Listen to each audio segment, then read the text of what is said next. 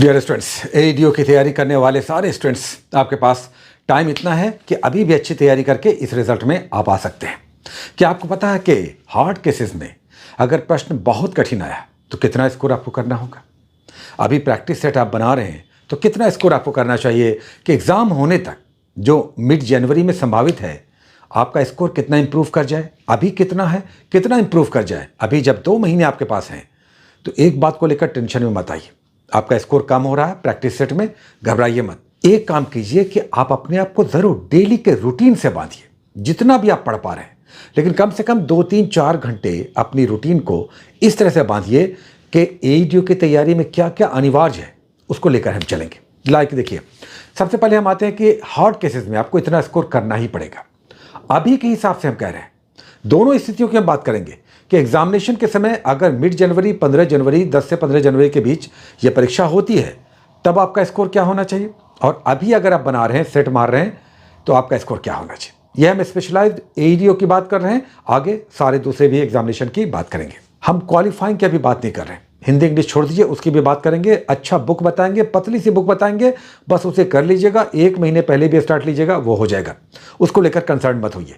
अच्छी बुक आपको पतली सी बताएंगे, आप उसे केवल एक बार गो थ्रू हो जाएंगे, 1 महीने पहले उसकी तैयारी में लगिएगा, हो जाएगा, उसका टेंशन मत लीजिए। आइए जिस पर आपका मेरिट बनेगा, आपका एग्जामिनेशन के समय स्कोर, कहें कि अगर एग्जामिनेशन बहुत टफ हुआ, प्रश्न बहुत कठिन आया, हालांकि इसकी संभावना एकदम नहीं है, एग्जामिनेशन बहुत टफ नहीं होगा, मीडियोकर लेवल का आएगा, बहुत टफ 8, 10, 20 क्वेश्चन होंगे, बाकी 180 क्वेश्चन मानकर चलिए मॉडरेट लेवल के होंगे। स्कोर आपका अगर तब 10 से 15 जनवरी के बीच परीक्षा होती है, तब हम अनरिजर्व्ड की बात कर रहे हैं, मेल फीमेल अनरिजर्व्ड, आपका स्कोर 140 से 45 प्रश्न होना चाहिए 200 क्वेश्चन में।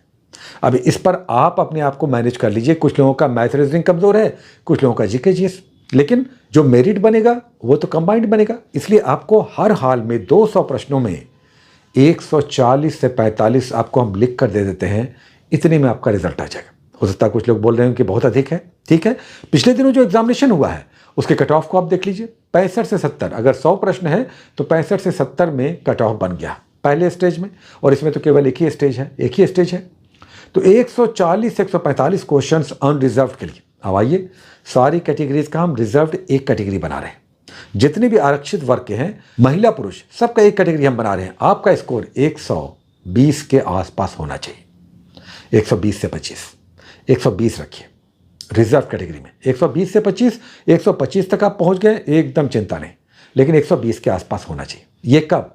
जब परीक्षा होगी। अब आइए बात करते हैं आज के दिन आपका क्या स्कोर होना चाहिए। अगर आप स्मूथली 2-3 घंटे भी पढ़ रहे हैं या पढ़ रही हैं, हालांकि बहुत सारे लोग इससे बहुत अधिक पढ़ रहे होंगे, और बहुत सारे लोग जो जॉब वाले हैं, वर्किंग प्रोफेशनल्स हैं, उनके पास समय कम रहता है, तो 1-2-3 घंटे बड़ी मुश्किल से वो निकाल पा रहे होंगे। लेकिन हम आपको वार्न करना चाहेंगे, जो लोग कहते हैं ना कि हम जॉब कर रहे हैं या हम बिजी रहते हैं, ये परीक्षा केवल पीटी है, तो आप किसका वेट कर रहे हैं, इसमें आपको लगना चाहिए। चलिए, अगर आज आप सेट मार रहे हैं तो आपका स्कोर अनरिजर्व्ड में हर हालत में 100 से 110 होना ही चाहिए, 100 से 110 के बीच होना ही चाहिए। अगर आप अभी सेट मार रहे हैं, 110 से हम कहेंगे नीचे नहीं होना चाहिए, 100 भी नहीं, 110 से नीचे नहीं होना चाहिए, इसके आसपास स्कोर होना चाहिए। 4-5 कम कर लीजिए, 4-5 आगे कर लीजिए। और जो रिजर्व्ड वाले हैं, हम कहेंगे आपका स्कोर 95 से 105 के बीच होना ही चाहिए, अगर अभी आप सेट मार रहे हैं या मार रही हैं, हमारे छात्र हैं। तो दोनों कैटेगरी की बात हो गई। अब बात करते हैं कि चलिए सेट तो हम बना रहे हैं, सेट से क्या हमें लाभ मिल रहा है या मिलना चाहिए।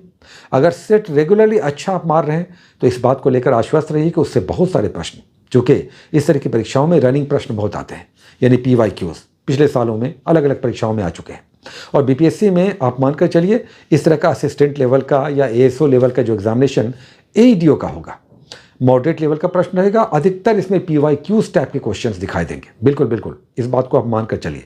इसलिए पिछले सालों के बिहार की जितनी भी परीक्षाएं हुई, स्पार्क का ले लीजिए ना, स्पार्क का बहुत अच्छा आता है और अलग अलग कैटेगरी में आता है, ले लीजिए, प्राइस भी उसका ठीक रहता है। तो एक PYQs का ले लीजिए और उसे बनाइए, उसे ज़रूर बनाइए, बहुत हेल्प करेगा। पिछले सालों के BPSC या बिहार के परीक्षाओं में आए हुए प्रश्न, आपका 60% प्रश्न इस रेंज से आ जाएगा, ये बहुत इंपॉर्टेंट है, नोटिस कीजिएगा। और बाकी थोड़ा बहुत कोई एक लुसेंट टाइप का एक बुक, लुसेंट, क्रॉन या घटना चक्र का, और एक साइंस की पतली सी बुक रखिए, नहीं तो घटना चक्र रख लीजिए तो काम बन गया। मैथ रीजनिंग में हम फिर से कहेंगे, बहुत सारे लोगों का मैथ रीजनिंग बहुत कमज़ोर होता है, तो कोई एक मैथ की बुक और एक रीजनिंग की बुक रखिए और डेली कम से कम 10 क्वेश्चंस बनाइए, कम से कम 10 क्वेश्चंस मैथ के सॉल्यूशन के साथ उस पर प्रैक्टिस कीजिए, और रीजनिंग के कम से कम 50 क्वेश्चंस बनाइए। बिल्कुल रीजनिंग का क्वेश्चन बहुत सारा बन जाएगा, बनने वाला आएगा। तो ये बात हो गई कि आज के दिन और तब जब परीक्षा होगी तो आपका कट ऑफ क्या होना चाहिए और आपका वे ऑफ रीडिंग या कहें कि तैयारी का तरीका आज के दिन क्या होना चाहिए, जबकि आपके पास 2 महीने लगभग बचे हैं। तो ठीक है, तैयारी कीजिए। ठीक है, बहुत सारी शुभकामनाएं, all the best, take care.